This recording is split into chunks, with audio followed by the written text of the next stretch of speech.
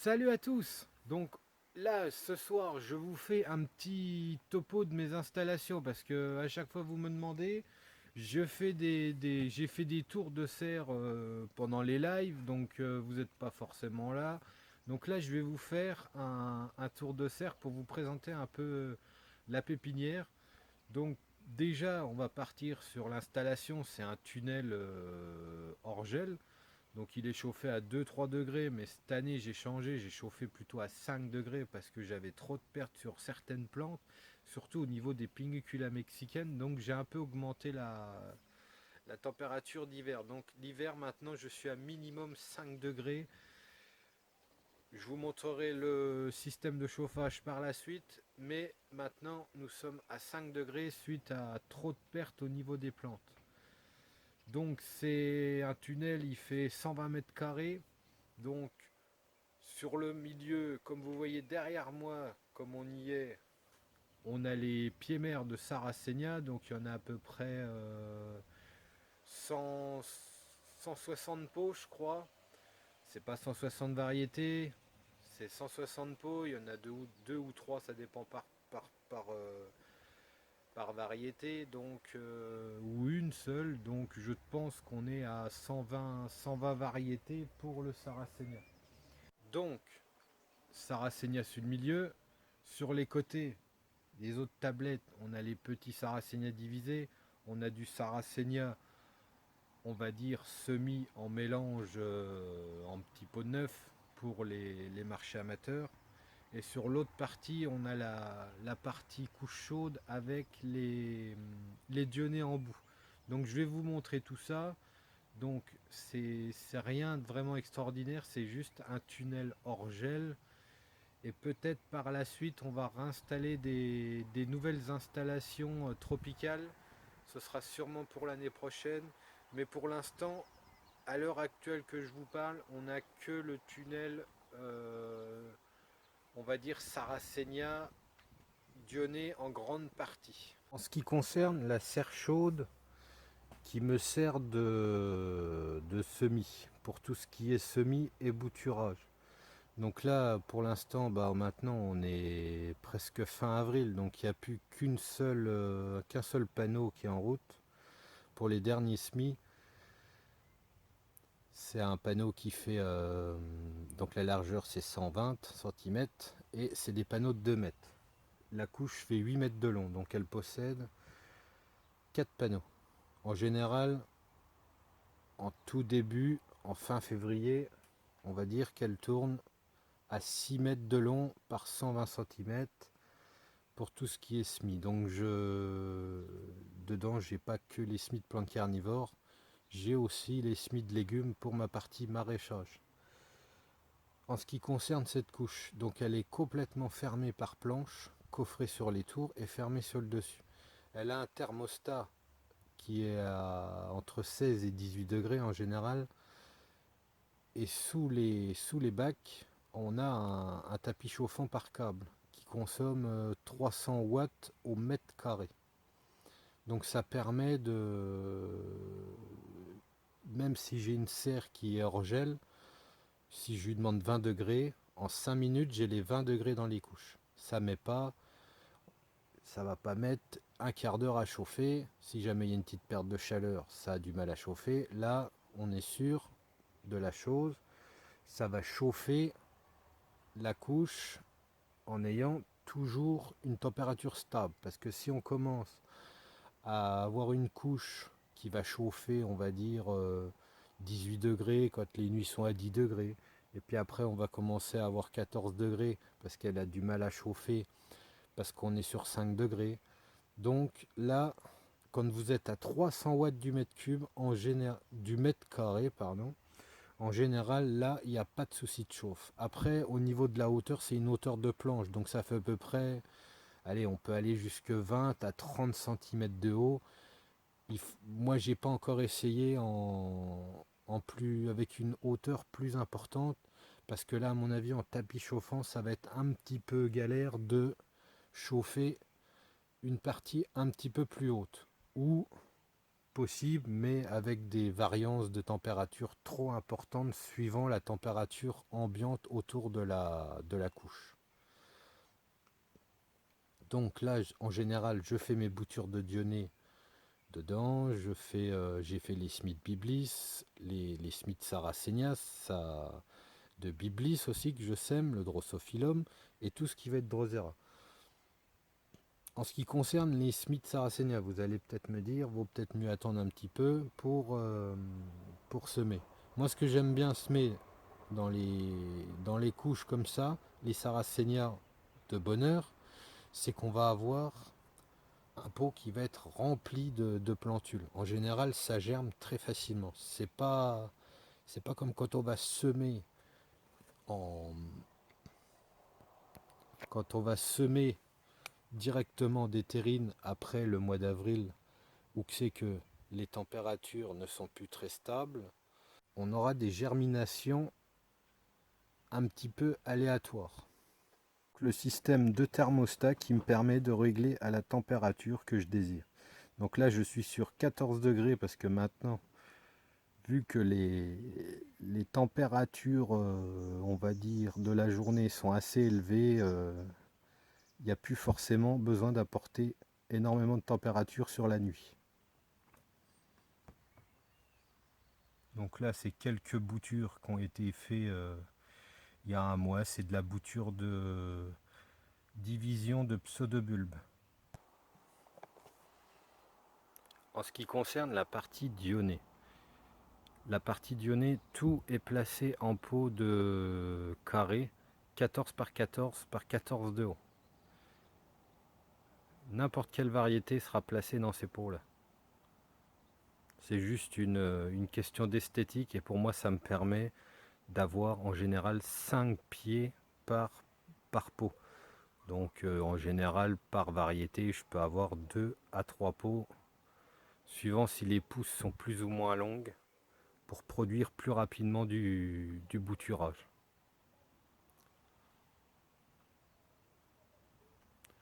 Donc il y a des Dionnées qui sont dans la sphène et des Dionnées qui sont dans du substrat.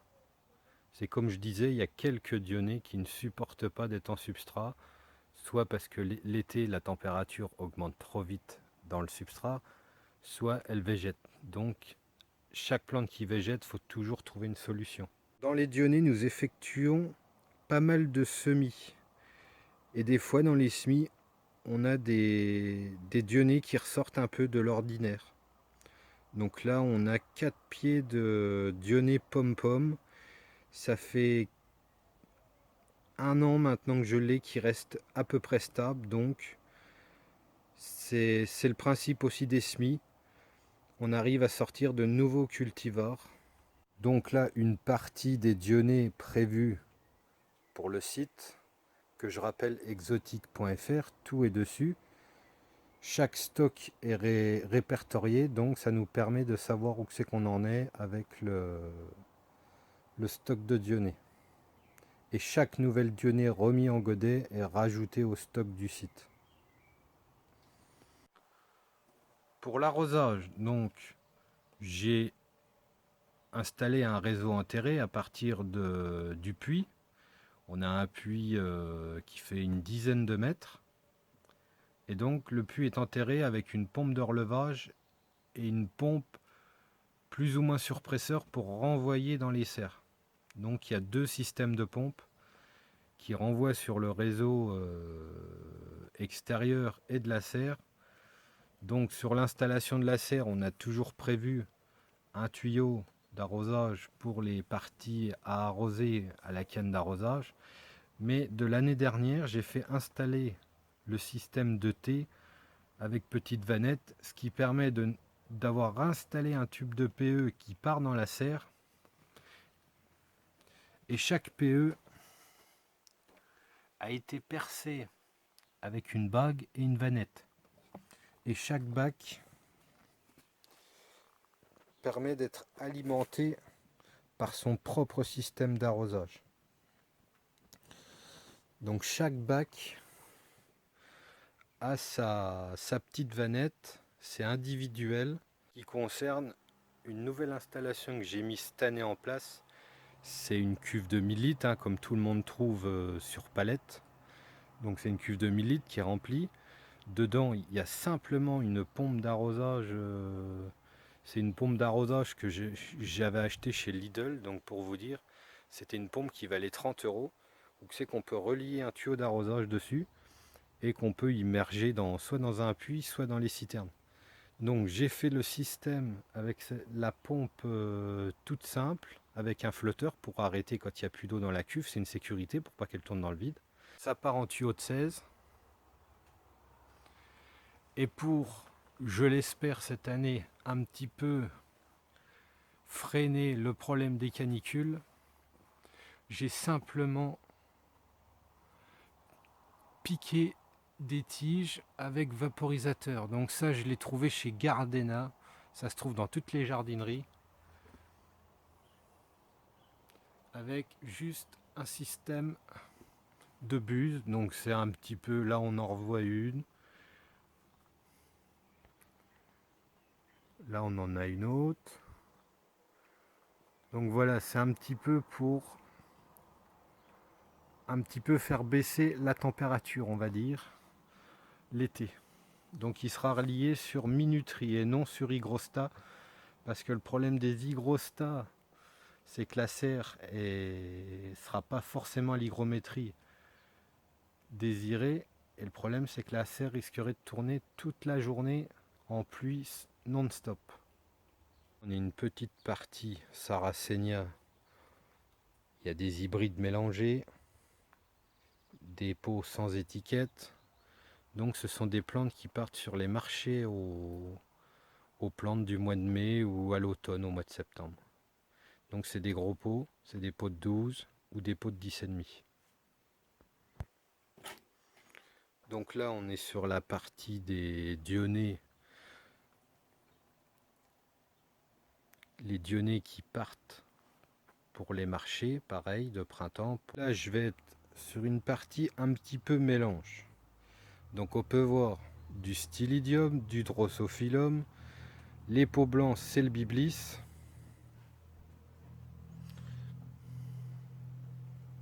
Tout nouveau de cette année. Donc j'ai essayé de faire des gros pots avec du sable. Des plus petits pots pour les variétés un peu plus courtes, on va dire, qui sont annuelles.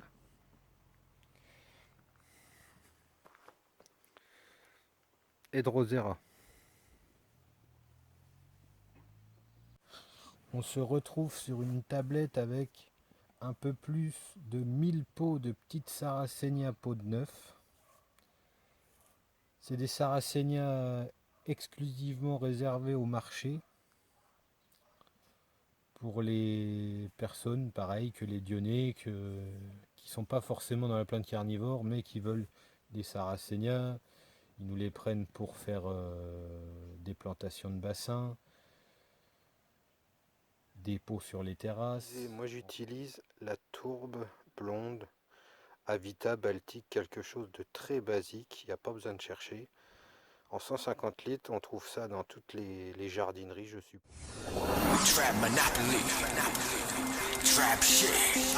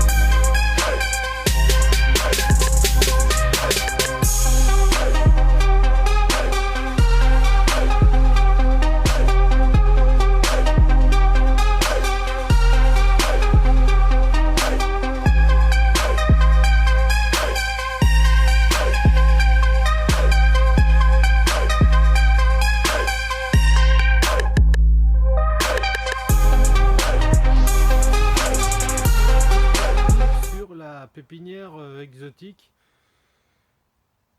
Pour l'instant, c'est du hors-gel. Ici, vous voyez le terrarium. Je ne vous l'ai pas montré parce qu'il est vide. Il y a juste 4 tours en verre.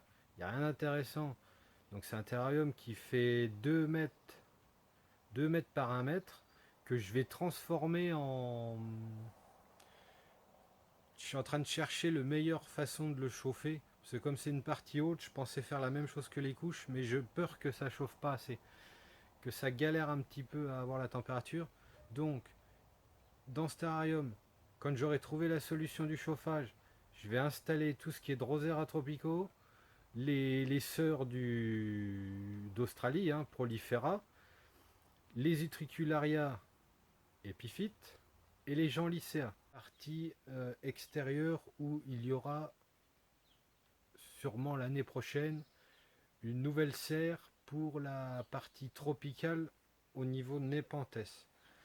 Ce ne sera pas une grosse installation, ce sera une serre en verre ou polycarbonate, je ne sais pas encore, mais ce ne sera pas une serre comme celle-là, énorme. Juste pour du Nepenthes, on va essayer de faire une petite partie Nepenthes pour en faire pour tout le monde pour le site. Donc c'est exotique.fr. Je compte encore sur vous, c'est pour vous abonner à la chaîne. Plus j'aurai d'abonnés, plus je pourrai faire des lives directement sur la chaîne. Vous serez mieux avertis parce que là je suis obligé de passer par Facebook. Et Facebook apparemment il faut la dernière version, on va dire, soit sur son portable, soit sur l'ordinateur. Il me faut, je vais pas vous mentir, il faut 1000 abonnés. Il faut 1000 abonnés pour pouvoir faire des lives sur YouTube. Donc la chaîne, je vous la rappelle pas, vous êtes forcément dessus. Mais surtout, n'oubliez pas de vous abonner et d'activer la... Quand vous cliquez sur abonner, il y a une petite cloche à côté. Il faut absolument l'activer. Si vous voulez recevoir toutes les nouvelles vidéos qu'on fait ou les futurs passages en live. La prochaine vidéo, vu qu'on va être en plein dedans, là je le sens parce que ça continue comme ça, je vous fais une prochaine vidéo. Je vais faire sur l'eau. On va faire sur l'eau pour l'arrosage. Les alternatives, si vous avez plus d'eau de pluie. Et je vais vous expliquer la meilleure façon pour vous de pouvoir contrer des périodes comme celle-là. Parce que normalement, si vous devriez arriver à passer des périodes comme celle-là, même s'il pleut pas pendant un mois. Le problème, c'est que c'est le printemps, on arrose quand même moins, il faut le dire, malgré que les températures sont quand même élevées, mais les nuits sont encore longues. Le matin, c'est frais. Ça, pour nous, ça s'approche quand même du zéro encore, donc ça remonte pas comme ça d'un seul coup. Donc, si vous commencez déjà à avoir des difficultés aujourd'hui au niveau de l'eau pour arroser les plantes, je vous dis pas si dans 3 mois, non pas dans 3 mois, mais si vous avez 3 mois de sécheresse comme on connaît avec les canicules de 40 degrés, vous allez forcément rencontrer des problèmes pour cet été. Donc je vous ferai une prochaine vidéo pour vous préparer à l'été au niveau de l'arrosage, que vous ayez le temps d'anticiper les choses. On est fin avril, donc il va pleuvoir quand même, on espère, avant la mi-juin. Mais voilà, ça vous permettra de penser à anticiper l'été parce que il faut l'anticiper, c'est obligatoire. De nos jours, on ne peut plus négliger le problème de l'eau. Donc sur ce, je compte sur vous pour vous abonner. Vous pouvez cliquer dans le coin. Il y a un petit carré rouge pour s'abonner. Il y a juste à cliquer dessus, terminé. Ça prend même pas une seconde. Et au moins, vous êtes avertis. Donc sur ce, je vous dis à la prochaine vidéo.